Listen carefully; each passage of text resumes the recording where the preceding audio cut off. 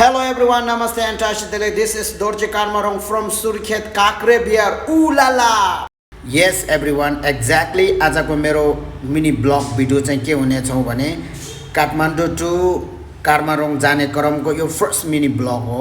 अब यहाँ चाहिँ आज चाहिँ काठमाडौँ टु काक्रे बिहार सम्मको हुनेछ। खास हामी हिजो बेलुका काठमाडौँ न्यू बस पराक गङ्गोबुबाट अनि सुर्खेतको बसमा चढेर आएको थियौं। अहिले चाहिँ बिहान 7-8 बजेको समय हो, चिया खाने समय भएछ।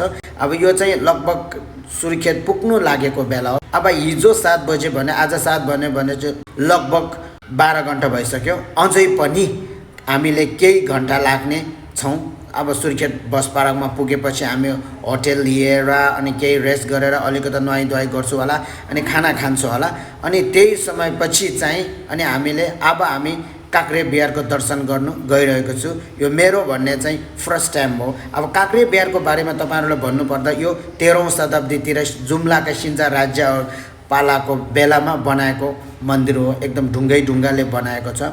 अब यहाँ भित्र हामीले टेम्पो लिँदाखेरि टेम्पोलाई चाहिँ 10 रुपैयाँ टिकट लाग्दो रहेछ भने अनि हामी टुरिस्टहरुले चाहिँ 20 रुपैयाँ टिकट लाग्दो रहेछ पर पर्सनको लागि।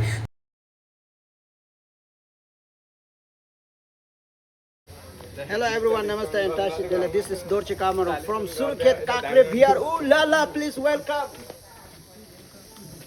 काक्रे बिहार आफैको बारेमा तपाई हामीले भन्नु पर्दा चाहिँ एकदम मनमोहक प्लेस रहेछ। एकदम जंगलको बीचमा रहेछ।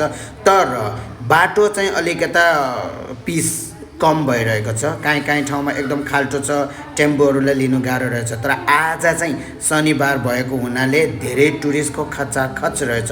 अहिलेको समय हो भने चाहिँ 4 बजेको छ। अब शनिबार चाहिँ टुरिस्ट आउँदो रहेछ भने अरु बेलामा चाहिँ त्यति धेरै आउँदैन भन्ने हाम्रो टुकटुक ड्राइभरले भन्नु भएको छ।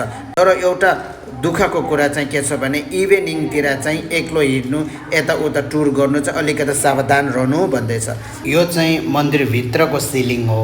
भित्रको सिलिङ यस्तो राम्रो बनाएछ, हरेक चीज यस्तो राम्रो बनाएछ। धेरै मनमोहक प्लेस रहेछ एभ्रीबडी।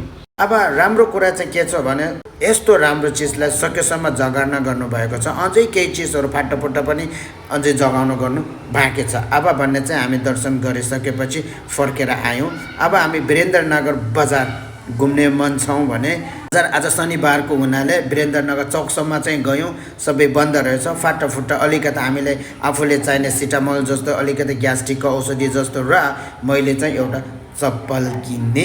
अब आज शपिङ त्यति हो। अब तपाईहरुलाई आजको ब्लग यहीमा